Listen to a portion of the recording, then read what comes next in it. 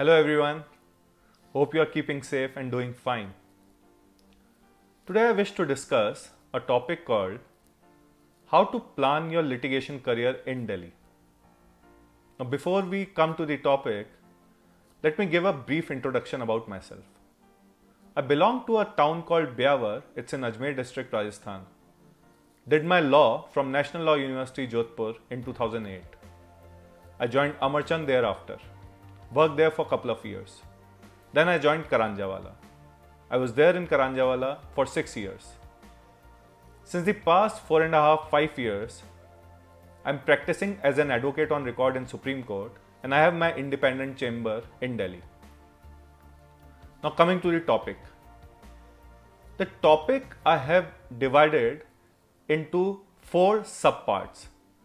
The first part is, and the trickiest part is, how to start and where to start. The second is things you should keep in mind while practicing in Delhi. The third point I want to highlight is the challenges which you might face in Delhi. And the fourth and last part is that what are the advantages of becoming an advocate on record to do practice in Delhi. Now how to start? That's a very tricky question. Because when you are in college, your final year, if you want to do litigation, you have 2 options. Either you join a law firm, mid-tier or tier 1, or you join a council, a senior council or a non-senior council.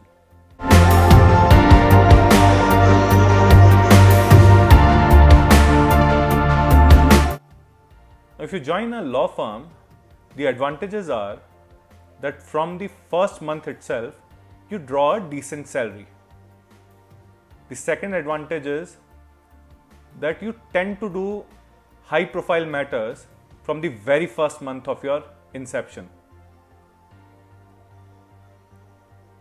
The third advantage is that you have access to senior advocates, because as an associate in a big shot law firm, you tend to have easy access to their clerks, to the senior counsel, for fixing a conference, for fixing a meeting, to take opinions and all these things.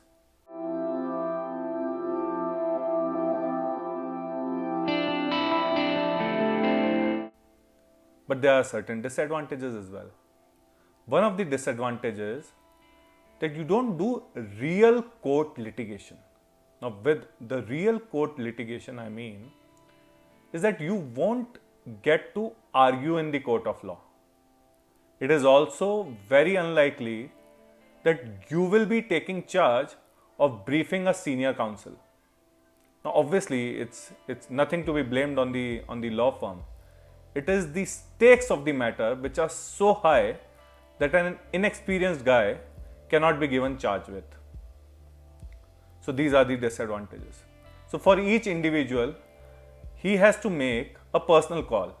How much he needs money. For instance, if he is on educational loan, obviously for him to join a council is of less priority. Why? Because he has to pay back his loan. So he has to earn money. So he has to join a law firm. The counsel practice, on the other hand, may not be very rewarding financially. However, in terms of real court exposure, filing the matters, speaking to the administrative staff, making a connect with the senior counsel, and just mere observing the court craft of senior counsels in court is a huge professional exposure. So that's the advantage which each individual has to weigh. To start a practice or a litigating practice, you have to keep certain things in mind, especially in Delhi.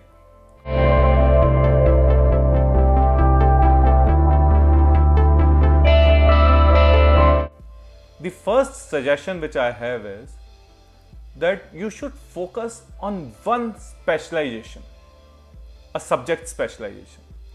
It could be IPR, it could be IBC, it could be taxation law, it could be SEBI compliance, any one super specialty area. For me, it was direct taxation, and I also worked at length extensively in the telecommunication sector. So these two sectors, I had a specialization. So all my colleagues, all my friends around would ask me queries, would refer me work when it comes to tax matters.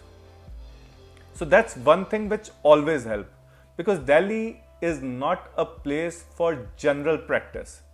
In Delhi, you ought to have a specialist area of law for which you are known for. So that's my first suggestion.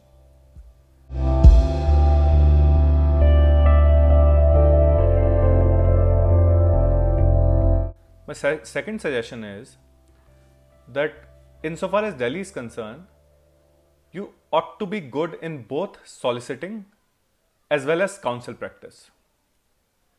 Now, few of the kids who join litigation do not show any interest in filing a matter, in preparing a draft. They straight away want to argue a matter. Now, with my experience, let me tell you that it is equally important to know the filing crafts, the entire procedure of filing in the tribunal where you practice or the courts where you practice, as well as nitty-gritties of where to get a court fee, how to file a caveat, what are the things to be checked in curing defects, and so on and so forth. So you should know all of this.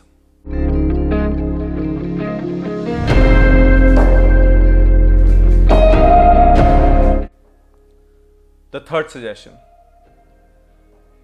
According to me, it is very important that in the initial phase of your litigation, you should save some money.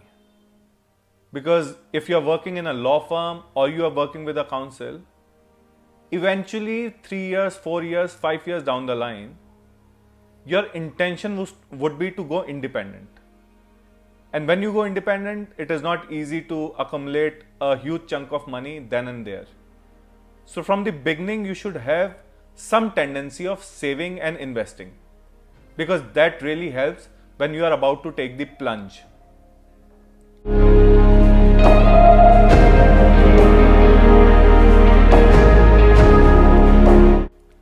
Is that you ought to be extrovert and you should have a social life. Now it will work two ways. First is, obviously it will help you generate clients. Second, a very important aspect is, you should have connections in each court, in each tribunal, where you know people who practice then and there. For instance, if you are in South Delhi, it is not easy for you to accept briefs for Dwarka and Rohini, but obviously you don't want to say no, because a lot of times client would only trust you and would ask for your referral and recommendation. So you should have friends who are practicing in Dwarka, in Rohini, in specialist tribunals, or even in the same forum where you are working, because there will be cases when you will be conflicted and the client would still ask for your recommendation and you recommend that friend of yours. It's a two-way stream. You recommend them, they recommend you. It's a very, very practical way of developing your practice.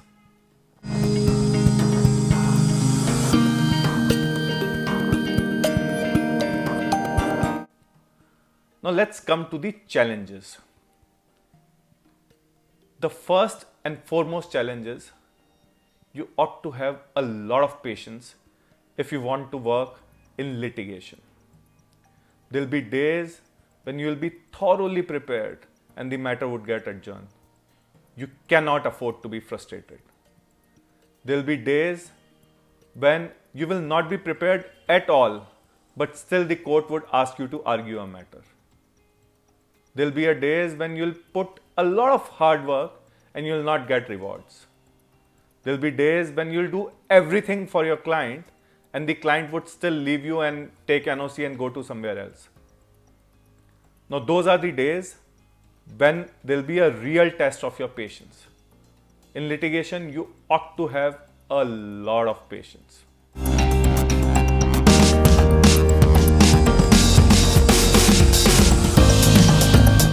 Another challenge which you might face is fighting lobby.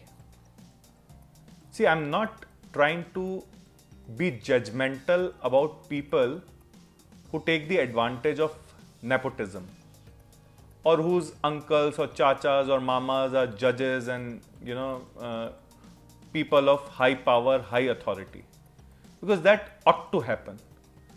I'm not against nepotism. Tomorrow, if I become a good senior counsel, my kids would take advantage of my position. That's natural, that's normal. But it's a challenge which you should keep in mind when you come from outside and try to settle in Delhi.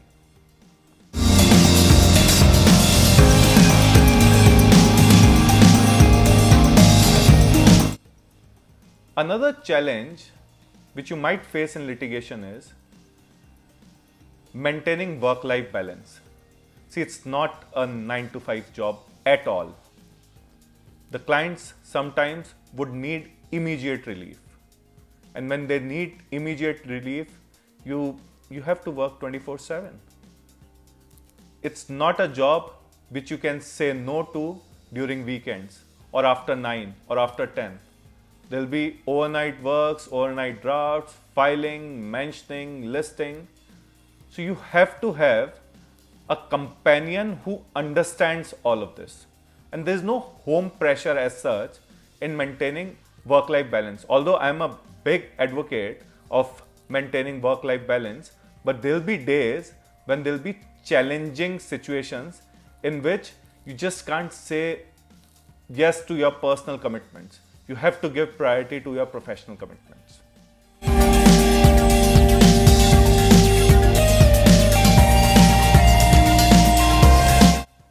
Another challenge which is quite prominent in Delhi is that there are too many lawyers. Since there are too many appellate tribunals, since there is High Court, since there is Supreme Court, there is abundance of lawyers in Delhi, which means there is abundance of competition at each leg. There will be a friend waiting for taking the brief, doing justice to that brief at a much cheaper price, professional fee. So you have to be on your toes at all points. So these are the things which you should keep in mind.